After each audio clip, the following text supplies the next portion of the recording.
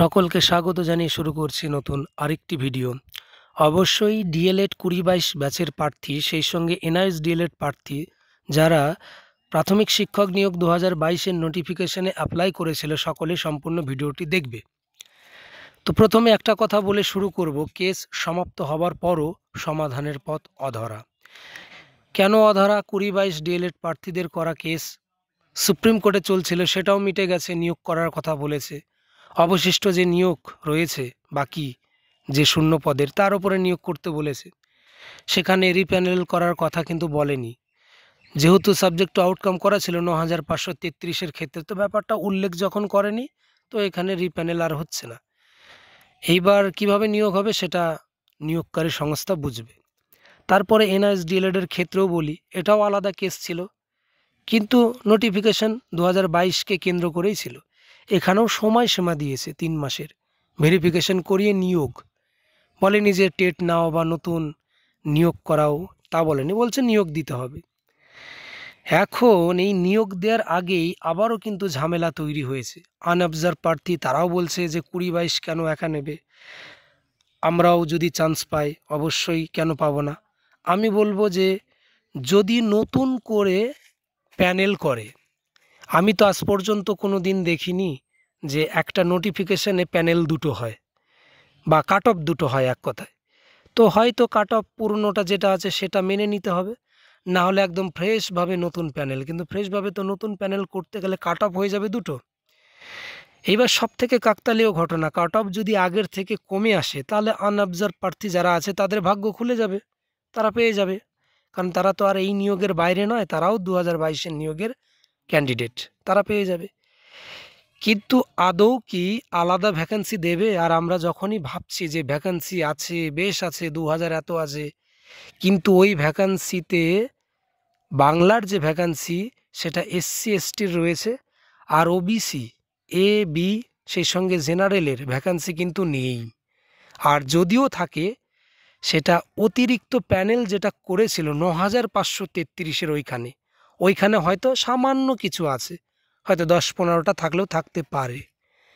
তাছাড়া এসসি আর এসটির ভ্যাকান্সিটাই বাংলাতে রয়েছে। তাহলে এখন যারা ওবিসি এ বি, তাদের এখন কি হবেটা কি, কিভাবে কি হবে? এবার আমরা বলবো হয়তো যেটা আমাদের মাথা ব্যথার হওয়ার দরকার নেই, পর্ষদ ভাববে। কিন্তু পর্ষদ যদি বলে যে আমি নতুন প্যানেল করেছি, প্যানেল অনুযায়ী নতুন কাট অফ হয়েছে এত, তখন যারা যারা পাবে না, অর্থাৎ দেখা গেল অনেকে 30 পেল না, কিন্তু অলরেডি 9533-এর 30 পেয়ে গেছে যারা জেনারেল, তাহলে তখন কি হবে? একটা ক্যাচাল বাঁধবে। তাই আগামী দিনে যে একটা ক্যাচাল হবে সেটা কিন্তু বোঝাই যাচ্ছে। তারপরে আবার পেন্ডিং নিয়োগের যে সিট, তা নিয়ে এখনই ঝামেলা লেগে গেছে। কারণ 2022 বলছে এটা আমার, এনআইএস বলছে এটা আমার, কিন্তু ব্যাপারটা বুঝতে হবে, নোটিফিকেশনের মধ্যে যারাই ইন্টারভিউ দিয়েছিল এই সিট কিন্তু তাদের। এবার অনেকেই বলবে যে আউটকাম তো 2022-এর কেস থেকে করা, হলে কি হবে? নোটিফিকেশনকে ঘিরে যত কেস ছিল সেটা কিন্তু এনআইএসও তার মধ্যে পড়ে। এখন সবাইকে যদি আলাদা করে নিয়োগ করতে চায়, তাহলে প্যানেল হবে 3টে, ইন্ডিভিজুয়াল প্যানেল 3টে প্যানেল হবে। আর কোনো নোটিফিকেশনের প্যানেল 3টে কোনো দিন হয়? এবার যদি হয়, তাহলে সবাই বলবে যে সকলকে নিতে হবে, কেউ যেন বাদ না পড়ে।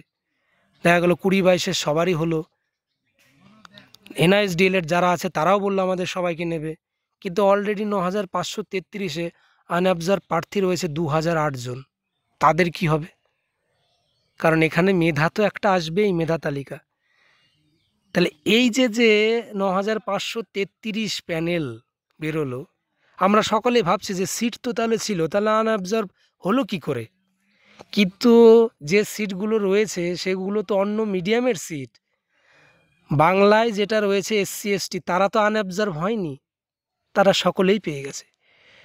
তাহলে এখন খেলাটা শুরু হবে এই এনআইএস ডিএলএড সেই সঙ্গে 2022 ডিএলএডের ব্যাপারটা নিয়ে। অনেকে বলছে যে এনআইএস ডিএলএডকে নেবে না, কিন্তু এরকম অর্ডার তো আপাতত নেই।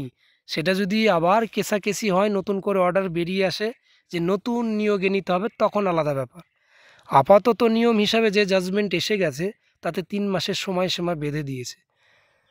সে বিচারপতি হতেই পারে এক, বিহারে একরকম জাজমেন্ট দিয়েছে, কিন্তু যেটা জাজমেন্ট দেয়া রয়েছে সেটাই তো শেষ কথা বলবে। এবার এই জাজমেন্ট যদি আবার ক্লারিফিকেশন চায়, রিভিউ হয়, সেক্ষেত্রে চেঞ্জ হতেই পারে, সেটা বলবো না। তবে এইটুকু বলবো, এই যে লেট হচ্ছে, অনেকেই বলবে এনআইএসের যেমন ভেরিফিকেশনের ব্যাপার আছে, 20-22-এর তো তা নেই, তাহলে এত লেট করছে কেন? তো প্রথমেই বলবো যে সদিচ্ছার অভাব থাকলে কিন্তু, যেহেতু এখনও দেরি হচ্ছে, আরও এটা বিলম্বিত হতে পারে। আবার সেই সঙ্গে বলে রাখি যে আনঅবজার্ভ প্রার্থী যারা আছে তারা চাইছে যে 20-22-কে নেবার পরে যদি কাট অফ নতুন করে কমে যায় তারা যেন পায়, সেটা অবশ্যই তারা পাবে, কারণ কাট অফ যখন নিচে নেমে আসবে তারা আবার পাবে। কিন্তু ব্যাপারটা তো এখন অন্যরকম হয়ে গেছে, কারণ মিডিয়াম অনুসারে সিটগুলো পড়ে রয়েছে। এখন মিডিয়াম যদি কনভার্ট করতে পারে, যে বিভিন্ন যে মিডিয়াম আছে সেই মিডিয়ামগুলোতেও বাংলা মিডিয়ামের ছেলে নিয়ে নেব, তাহলে তো কোনো ব্যাপার নেই। কিন্তু এটা আদৌ হবে কি না হবে সেটা দেখার বিষয়। তবে আমার ব্যক্তিগত মতামত, মিডিয়াম কিন্তু কনভার্ট হবে না, এটা আমার ব্যক্তিগত মতামত আমি বললাম। এখন এই সিচুয়েশন এখন কি করবে সেটা এখন দেখার বিষয়। আর 20-22-এর ক্ষেত্রে এইটুকু বলবো, যে কাট অফ অলরেডি হয়ে আছে 9533-এ, সেই কাট অফ মেনে, সেটা 20-22 হোক বা এনআইএস হোক, তারা যদি কাট অফ ক্লিয়ার করে সেক্ষেত্রে কিন্তু তারা চাকরিটা পাবে। সেক্ষেত্রে ফিউচার যে ভ্যাকেন্সি সেখান থেকে নিয়ে আসতে পারে নিয়োগকারী সংস্থা, কারণ এটা দিতে হবে। কারণ এক কাট অফে একজন চাকরি করবে আর একজনকে দেবে না, যে হ্যাঁ বাংলা মিডিয়ামের সিট নেই, তুমি কাট অফ ক্লিয়ার করেছো তবুও তোমাকে দেবো না, এটা তো হয় না। তো সেক্ষেত্রে হয়তো আবারও একটা বিলম্বিত হতে পারে, কেসাকেসি হতে পারে, কিন্তু কাট অফ যেটা আগে হয়েছে সেটা ক্লিয়ার করা মানে পাবেই, এটুকু কনফার্ম। এবার এনআইএস ডিএলএডের ক্ষেত্রে যারা পিটিশনেরও বাইরে, তারা তো বলছে আমরা কি করব, আমরা কি করব। দেখো, এখানে যারা কেসটা করেছে, আগেকার দিনে দেখা হতো বা দেখা যেত যে যারা যারা পিটিশনার ছিল তাদের ওপরেই সেই রায়টা দিত। এবার যারা যারা কেস করেনি বা যুক্ত হয়নি, হয়তো তারা মেনেই নিয়েছিল যে এনআইএস বাতিল।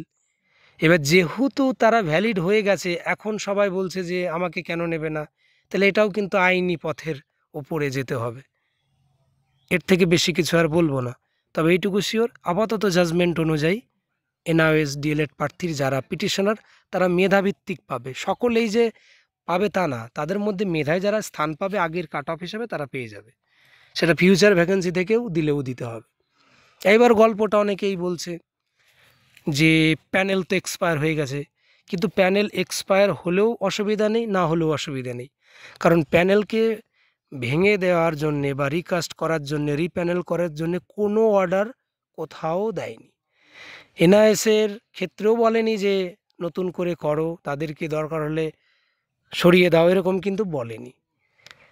20-22-এর ক্ষেত্রে যেখান থেকে আউটকাম করা সেখানেও বলেনি যে এটা নতুন করে রিপ্যানেল করো, অর্থাৎ রিমেনিং সিট। এবার আগামী দিনে আমি একটা বক্তব্য রাখতে চাইছি যে কি হতে পারে আমি বলে দিই। যে কাট অফটা ছিল 9533, সেই কাট অফ অনুযায়ী প্যানেল হয়তো আসবে। এবার বাংলা মিডিয়ামের সিট যদি জেনারেল, এসসি, ওবিসি তো আছেই, জেনারেল আর ওবিসি এ বির যদি না থাকে, সেক্ষেত্রে ফিউচার ভ্যাকেন্সি থেকে ক্রিয়েট করে সেটা নিয়োগ দেয়া হবে, এটাই সম্ভাবনা প্রবল। তাছাড়া সবাই হয়তো ভাবছে যে সকলেই পেয়ে গেছে, ব্যাপারটা এরকম নয়, তাহলে আর আনঅবজার্ভ প্রার্থী থাকতো না, তারা 2008 জন রয়েছে লিস্টে। তো এই ভিডিওতে এইটুকুই বলার ছিল। যদি এনআইএসের ক্ষেত্রে অনেকে হয়তো বলছে যে ভুল বলছো, ভুল, আরে বাবা, এনআইএস ডিএলএডের যে কেসটা চলছিল, বিআর গাভাই স্যার, উনিই কিন্তু অর্ডারটা দিয়েছেন ওয়েস্ট বেঙ্গলের ক্ষেত্রে, 3 মাসের সময়সীমা দিয়েছে। এখন বিহারে কি হলো তার সাথে তো গোলালে হবে না, বিহারের মতন দিয়েছে অর্ডার। এবার এটা আগামী দিনে যদি আবার রিভিউ টিভিউ হয়, হয়তো কেস হবার পরে চেঞ্জ হতেই পারে, কিন্তু এই মুহূর্তে তো যে অর্ডার রয়েছে আমি সেটাই বললাম, 3 মাসের সময় দিয়েছে, নিয়োগ করার জন্য বলেছে এনআইএসের ক্ষেত্রে। তো তাদেরকে আলাদা কি করে করবে? নোটিফিকেশন, এক নোটিফিকেশনের ফর্ম ফিল আপ করা 2022-এর, সেক্ষেত্রে তো আলাদা হয় না। তো এইটুকুই বলার ছিল এই ভিডিওতে। যারা যারা নতুন এখনও সাবস্ক্রাইব করোনি আমার চ্যানেলকে, সাবস্ক্রাইব করো, কারণ আমি নিয়োগ সংক্রান্ত তথ্য তুলে ধরি ভিডিওর মাধ্যমে। আর কমেন্ট অবশ্যই করো, যাদের কোনো কিছু জানার যদি থাকে, আমি চেষ্টা করব কমেন্টের মাধ্যমে উত্তর দেবার।